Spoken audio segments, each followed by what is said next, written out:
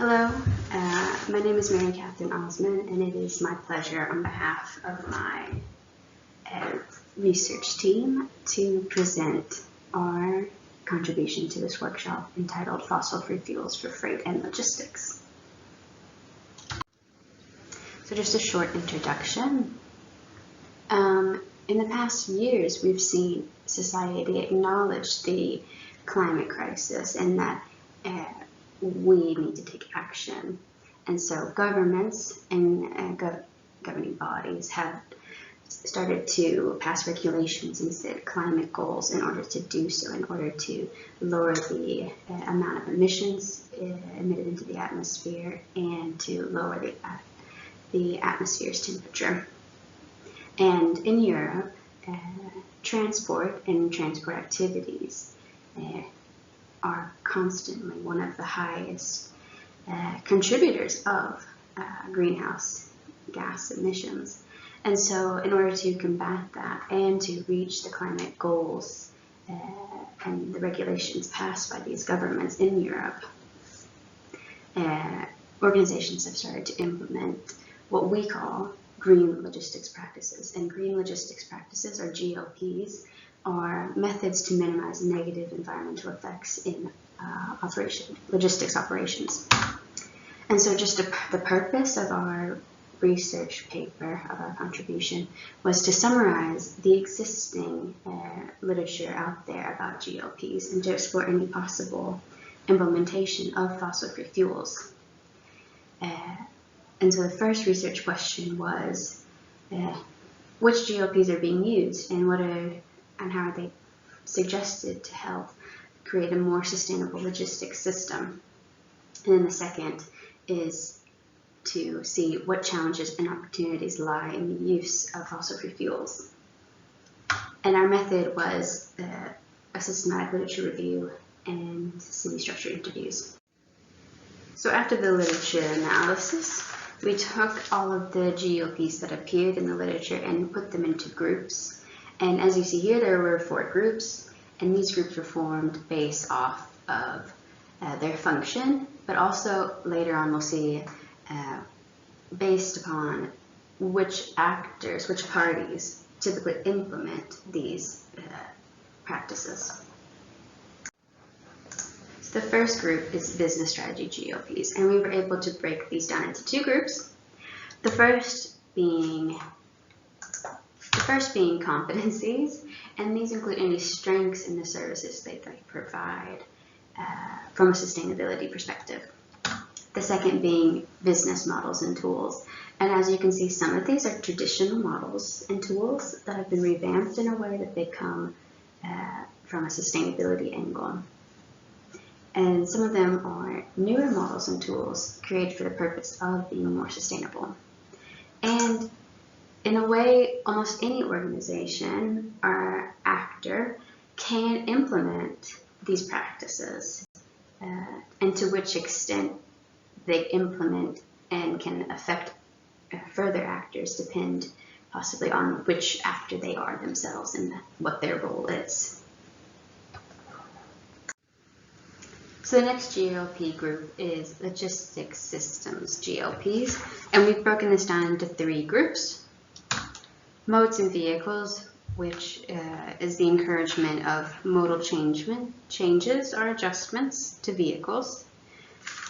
Infrastructure and system design, which is the change or modification of aspects of the current infrastructure. And finally, minimization and optimization. And these are manners in which the mode of choice can be either minimized and or optimized. And all of these, except for infrastructure, would be dealt by and implemented by LSPs. Infrastructure is special in the way that it is the government or the public authorities, depending on which level, that handles those. The next GLP group is social GLPs, and we were able to break that down into 2 groups. Policies and taxation, and these together we saw are very difficult to separate and study separately, as taxes are normally a part of policies. So there was very little research done on taxation as a standalone practice.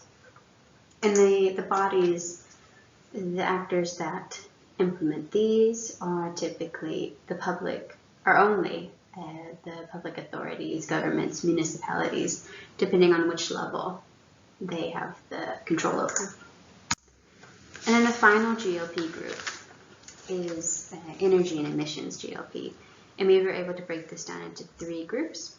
Overall system solutions, and these are just general, conveying the general importance of decreasing pollution, conserving energy, and decarbonizing logistical activities. And these are seen mostly in the form of reports.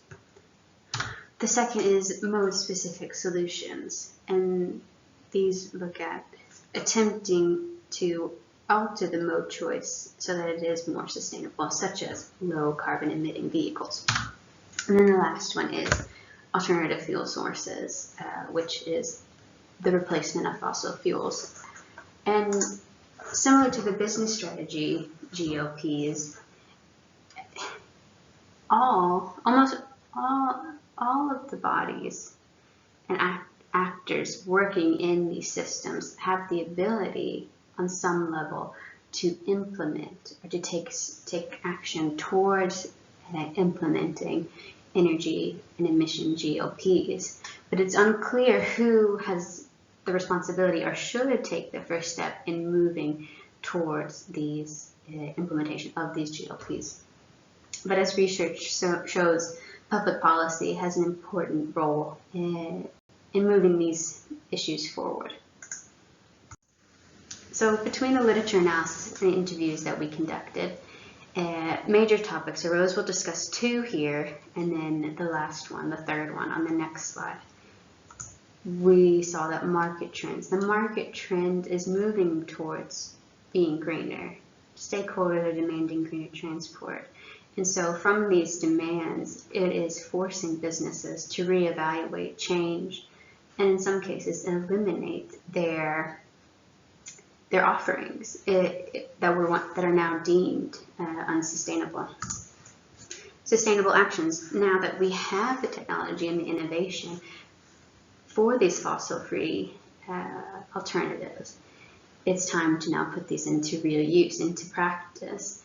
And as we've been putting them into practice, we start to realize that maybe some of the technologies are better suited for certain activities, such as electric vehicles, despite that they tend to be very loud in media and in policy.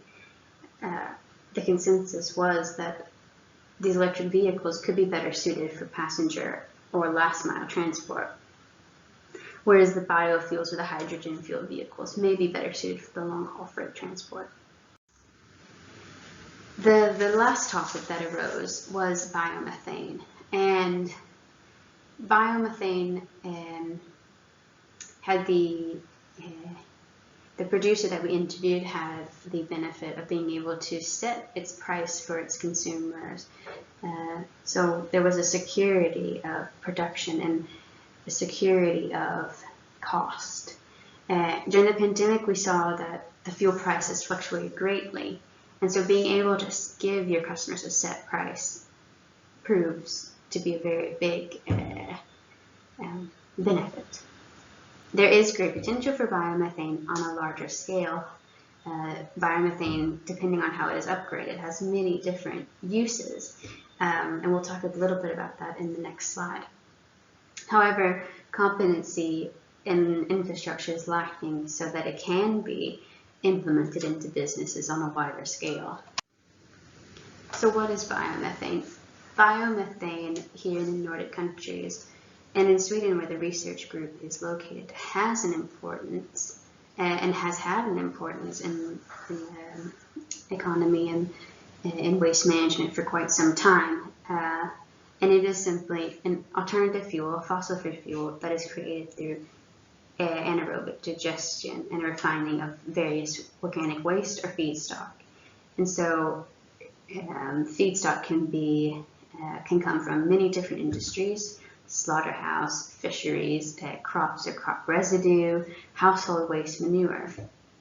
And then through this anaerobic digestion, you can create various different types of, depending on the refinement and the upgrade, you can create many different final products to be used. It can be used as a fertilizer, a vehicle fuel, heating. So this biomethane as a solution could cover many different problems that the society has, hypothetically. So as a result and as a conclusion into our future research, the Energy and Emissions GLP is seen as the most progressive and the practice group that has the greatest potential impact of greenhouse emission reduction. It pushes the companies, the organizations, to directly towards the climate goals of the governing bodies by reducing carbon emission, which is most of the time what the climate goals center around, is the emission amount. Literature provided examples of fossil-free fuels as a practice, as a green logistics practice, and as an option. And the interviews strengthen this argument that there is potential on a wide scale. However, the knowledge competency is lacking and then the infrastructure costs are high when you switch to these fossil-free fuels. So for further research, we hope to, or would like to understand more these transfer costs and what the logistics network design may look like after you adopt a fossil-free fuel such as biomethane. So I thank you for your time. And if you have any questions about our contribution and our presentation, we'd be happy to answer them now. Thank you.